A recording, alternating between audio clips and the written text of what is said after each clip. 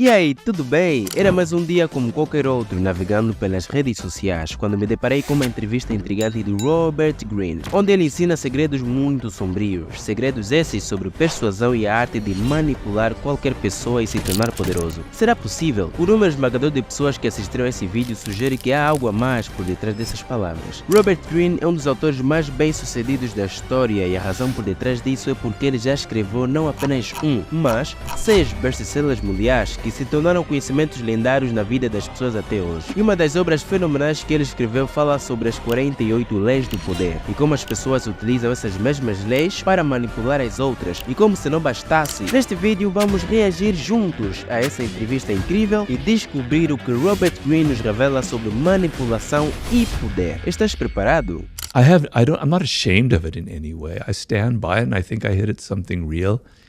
What is, in your definition, what is power? I was really compelled when you're talking about the evolutionary roots of power, but like at its essence, what is power? It's not what you think it is. It's not, Vladimir Putin or presidents or Biden or all these political figures and these big games. Power is a feeling. It's an essence. It's an emotion. It's a human need and desire. And really, what power is a sense of understanding yourself and being able to control yourself. So the way I look at it, I like to look at it not through the lens of great power politics, but as an average, everyday human being here in the United States or in England. The feeling that you have with your children, with your spouse, with your colleagues, the people who work for you, the sense that you have no control, that you can't influence them with your ideas, that you can't get them to maybe, soften some of their ugly behavior if they have that you can't get them interested in helping you with a project or whatever, is the most miserable feeling a human being can have. Malcolm X had a quote that I love, which is, absolute power corrupts, but absolute powerless corrupts even more. I'm butchering it, but that was the gist of it. The feeling of powerlessness is actually more corrupting than the feeling of having a lot of power. It turns people into being passive aggressive, into playing all kinds of weird games, negative games to get power. You want to feel that you have a degree of control over events in your life, over people, over your future. And that to me is what power is, right? And so some of that involves these games that I mentioned in there, and some of it goes beyond the 48 laws of power, which I've tried to indicate in my other books. But it's the sense that I'm not helpless in this world. I remember when I first entered the work world as a very naive college graduate with all these ideals and things I'd read, because I studied literature and languages, going, man, this is weird. People are playing all these kind of games. I'm in over my head. I made mistakes. I got fired for being, too brash, for outshining the master. It was painful, right? And so learning, you don't have to use the laws of power. I don't advocate crushing your enemy totally. I hope I don't have any enemies ever that I need to crush ever. You just need to know these things so that when you enter the work world, you're not naive, you're not stupid, you don't make the same kind of mistakes that I made. You spare yourself the pain.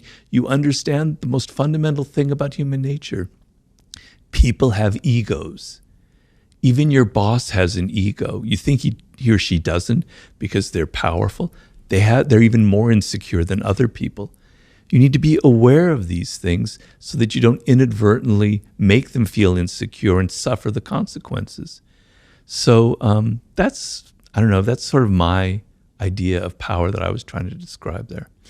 Bom, isso é bem interessante porque algumas pessoas acham que as outras, por estarem num certo nível muito alto, acham que essas pessoas deixam de ser super-humanas, né? Deixam de ser humanas neste caso. Todos nós somos seres humanos, independentemente de onde você esteja ou como você esteja nessa situação. Tá? Você é sempre ser humano, você terá sempre as qualidades de um ser humano, você sentirá como um ser humano, você terá todos os defeitos de um ser humano, né? Porque a nossa natureza é que nós somos.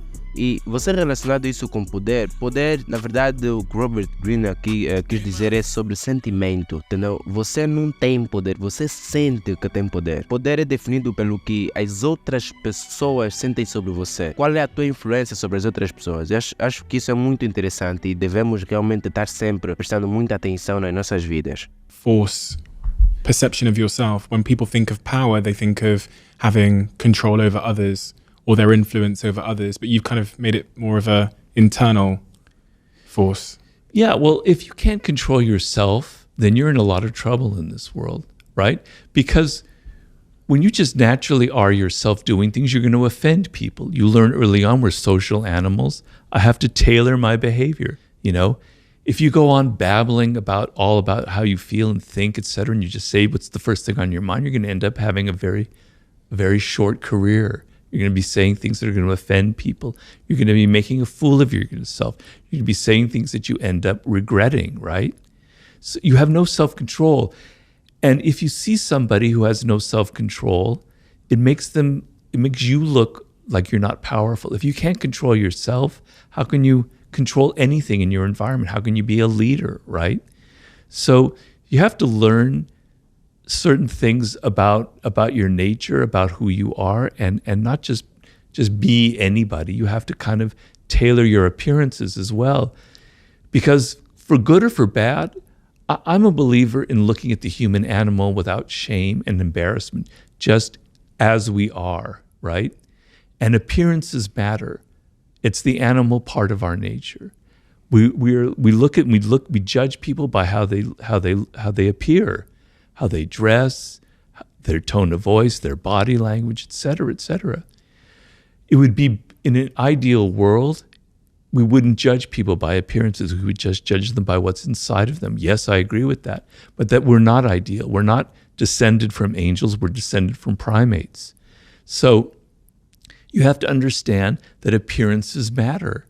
And this is part of the game. And so you have to control your appearances a little bit. You have to tailor it. You have to be a bit of actor in this world, on and on and on. You know, these are things that people don't like to admit about ourselves. We like to think that we're much more idealistic, that these things really don't matter in the end. And I wish it were that way, but it's not. And so I'm a bit more of a realist when it comes to things like that. But yeah. As you were talking about this need to keep up appearances to some degree in order to survive and to fit into the tribes that we form in our lives, it made me think about how many guests I've had on this podcast who work in maybe the entertainment industry or other industries. Yeah. You know, they're famous or whatever, and they report that keeping up appearances had a really detrimental impact on their happiness and their fulfillment in life, because in some cases it meant that they were doing a job as a presenter and had to always be happy when inside they didn't feel that. And maybe the contrast of reality and perception caused them a lot of harm, or they've built a life around things that they're not interested in. I think you touched on some of that in Mastery. Yeah.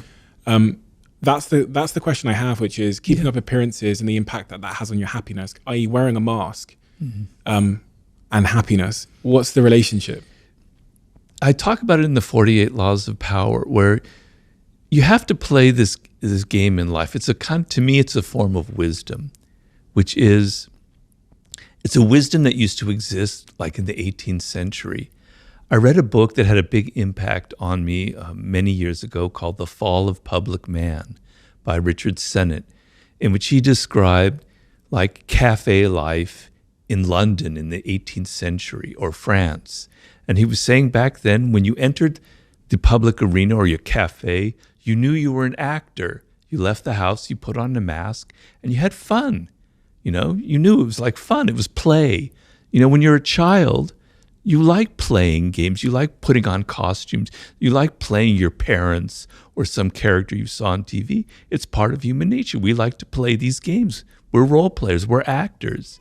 Então, desde criança nós já gostamos de jogar, entendeu? Então, não adianta nada você não querer entrar no jogo que a sociedade impõe, porque você vai se sentir reprimido. Pô, é natural contigo, é você sendo natural, seja natural com você mesmo. Então você jogando, você estará sendo natural, porque desde o princípio você sempre gostou de jogar. É só você conscientizar isso, ponto. And he was saying in the 18th century, that was just a given in life. That when you entered the public realm, you knew you were an actor.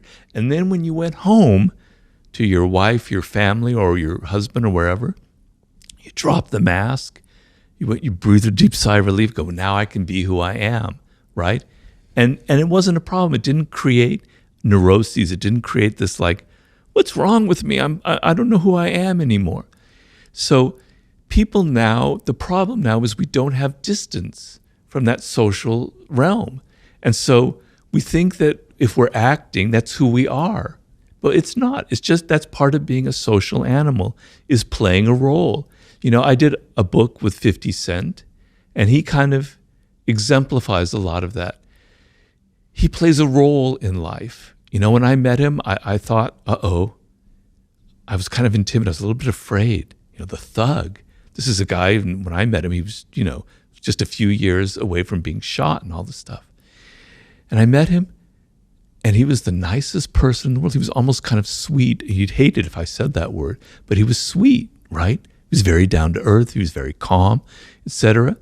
He's playing a role when he goes out and he plays that person. And he knows it. He knows it's like, he doesn't take it seriously. You know, he had this big beef with Kanye West back when I was doing the book with him. And then I met the two of them in Vegas when they were there for the awards. And they were like the best of friends. They were joking. It was just a game they were playing, right? So what I tell people is, we all are actors. Humans are born actors. We learn at a very early age to play that kind of game. It's kind of fun sometimes to do that, you know. Enjoy that part of life, but don't get it confused with who you are in your essence. That's sort of the dance you're playing between those two things. I understand what you're saying, and a lot of it has to do, as you said, related to mastery, where people end up in a career that doesn't suit them. And I think I understand what you're getting at. When I look at like presenters or people in the news, and they have to smile and be so cheerful, like going, man, what a drag. I'd hate to be like that, you know? That is so false. Don't you want to take a shower after you?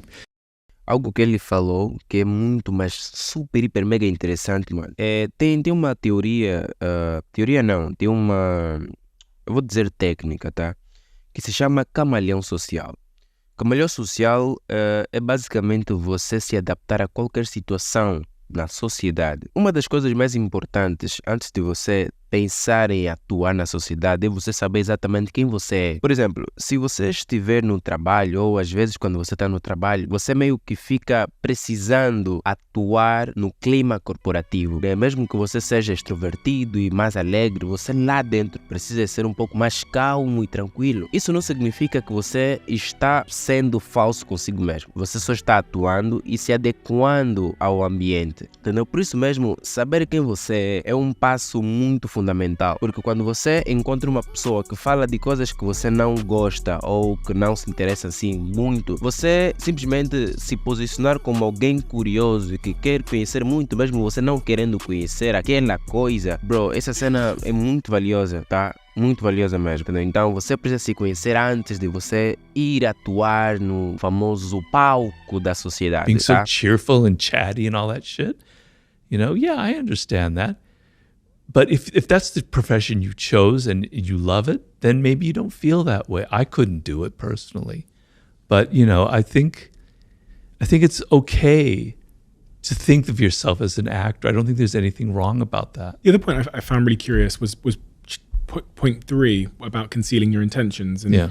I find this curious because I've never really known where to land on this when people ask me for advice on the subject matter about how much of your hand should you show, whether it's in business or life or whatever. There's a group of people that think you should always just keep everything you're doing and your intentions totally secret, because then people might copy you or they'll attack you or whatever. And then there's another school of thought that says when you're building something, when you're doing something, when you have a mission, you need to share it with as many people as possible, because that will galvanize people to come along with the journey with you, and they'll want to support you and help you.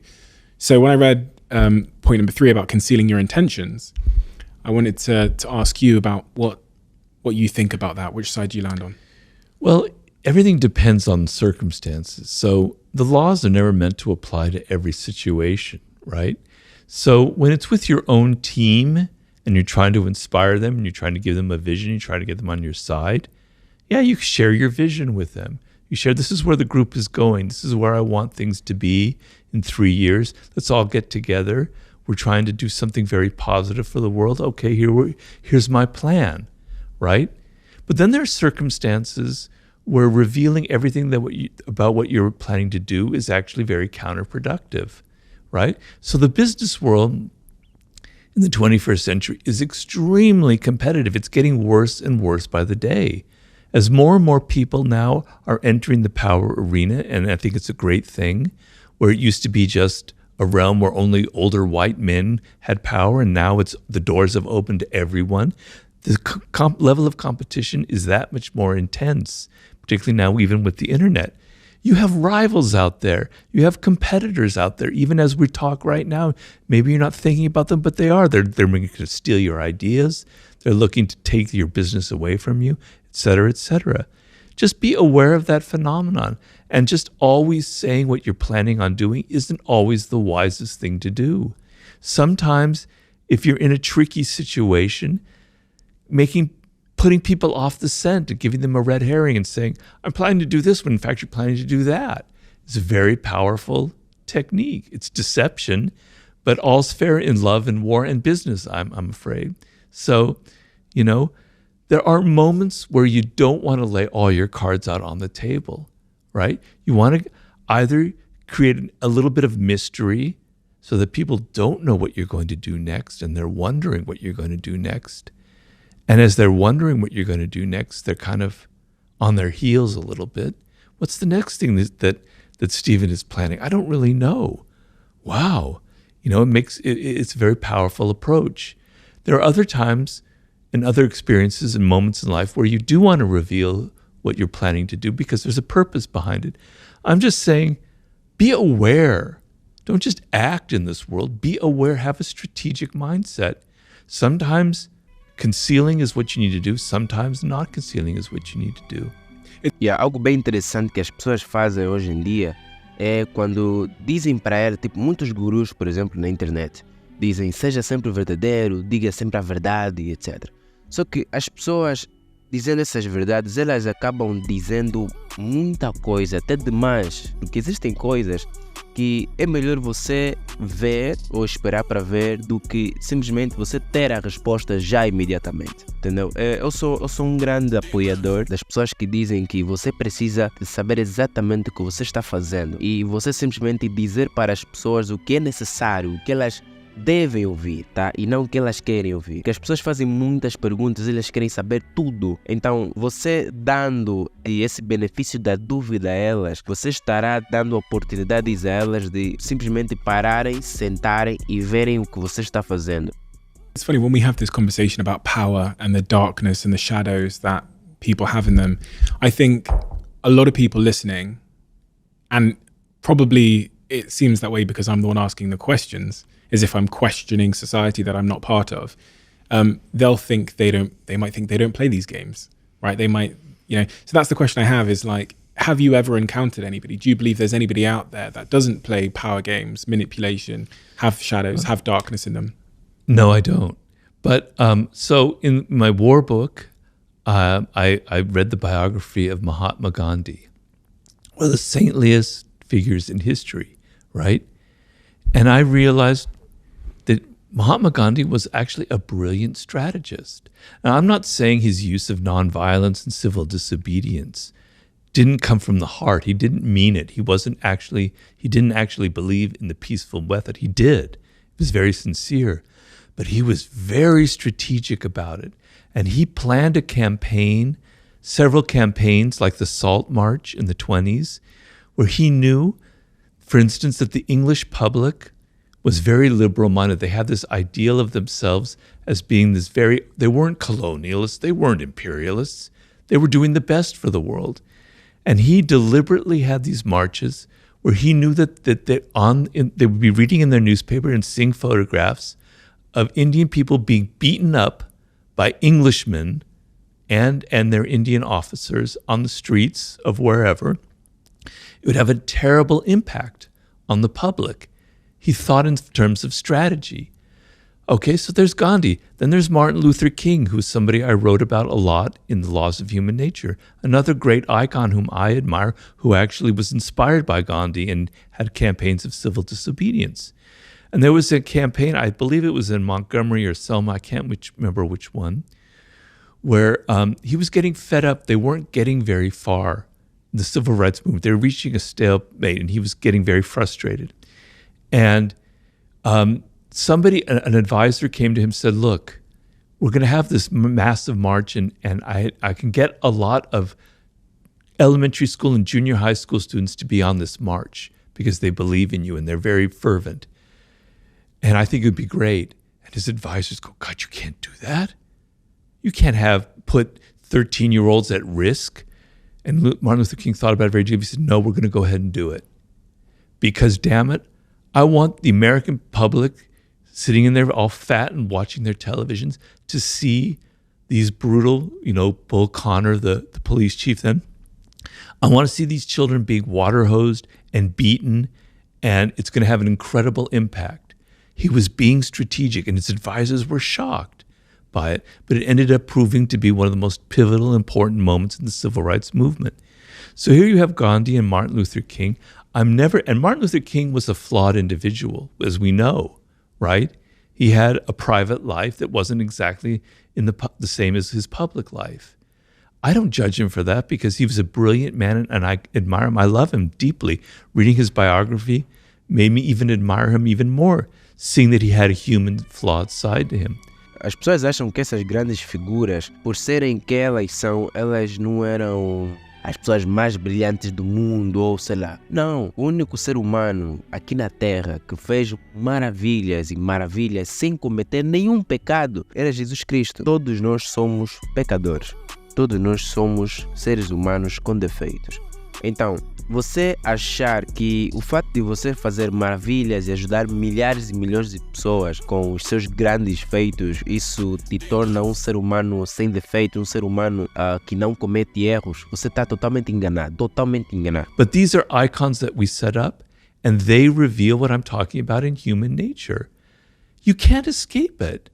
Yeah, maybe there was some saint born in some century that I've never heard of that maybe got pretty far away from everything I've talked about. But, you know, we all have this idea, like in The Laws of Human Nature, I write about irrationality, envy, aggression, we go, or narcissism. Narcissism is a good one. Oh, they're a narcissist. I'm not a narcissist. I'm not self-absorbed, but they are. Yeah. I don't have any of those traits. Well, damn it. Every single human being has self-absorption traits. We can't help it. We naturally think of ourselves first. Yes, there are people who are much deeper narcissists in life, no doubt, and there are toxic narcissists, but we all have a touch of it.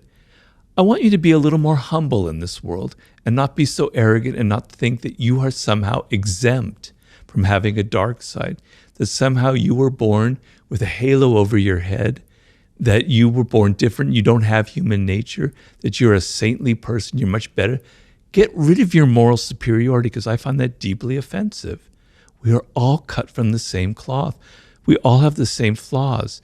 And when you look at yourself, and when I wrote The Laws of Human Nature, I'm going, damn it, Robert, you have a dark side. You're a narcissist.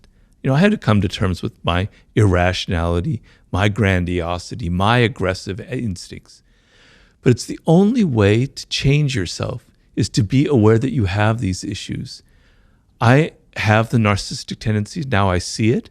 All right. Now when they pop up, I can control it better. I can say, damn, Robert, you're being too self-absorbed here. Think more about the other person. But if you go around in life thinking, I don't have any of these problems, I'm not a narcissist, you're never going to have the awareness to stop the fact that you are actually one. Being a narcissist, is that objectively a good or a bad thing? Because when you was, obviously I know people at home go, it's a bad thing, it's a narcissist cause a lot of harm, and that's very true. But in the context of the human animal and why the human animal develops certain attributes and qualities to you know, maybe further its survival or its ability to stay within the social pact, is it just a consequence of being a human to have these like shadow traits and to be coercive and manipulative? Is it good or is it bad? Or is it neither? It's neither. Because it just is, right? So with narcissism, for instance, there's a reason why we're narcissists. So I explain in the book, it's not my own theory, it comes from some great psychologists like Kohut, the origins of narcissism, right? So when your parents have to kind of not abandon you, but have to not give you as much attention as you used to have, and you're 3 years old or 4 years old, you don't remember it, but it was very painful. Like, oh, they don't love me as much. What's wrong with me, right? You know, I have to get that love and attention, not just naturally, I have to do things to earn it, et cetera, et cetera. And what happens with a lot of people in that situation when you're a child is, I have to develop I have to be my own mother or father. I have to find a way of loving myself. When something bad happens, I have to retreat inward and go, I'm really not so bad at all. I'm actually a decent person. I like my own tastes. I like the clothes that I wear, et cetera, et cetera. You're developing the shreds of self-esteem, right?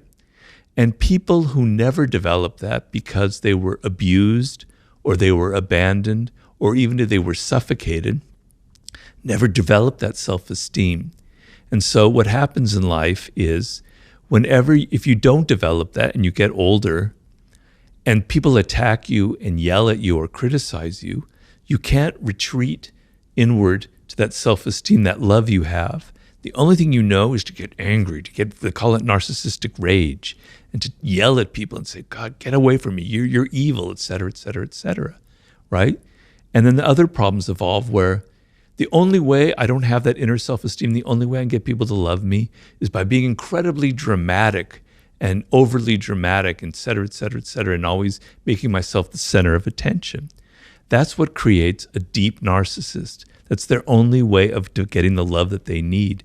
So children, we all need that degree of self-esteem, that anchor in our life. So narcissism, self-love, is not a bad thing. But what happens is as you get older, if you go too deep into it, it becomes a problem.